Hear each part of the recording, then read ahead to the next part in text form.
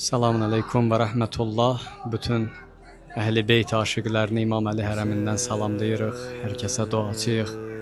Gördüyünüz kimi müqəddəs hərəmdə şəhadət halı havası var. Bu şəhadət günləri münasibəti ilə İmam Zaman başda olmaqla siz əzizlərimə baş sağlığı verirəm. Hər kəsə duacıyam. Ümid edirəm ki, inşallah Allah Taala bizi İmam Zamana layiqli xidmətçi qərar versin. Allah İmam Zamanın layiqli xidmətçilərindən, köməkçilərindən etsin.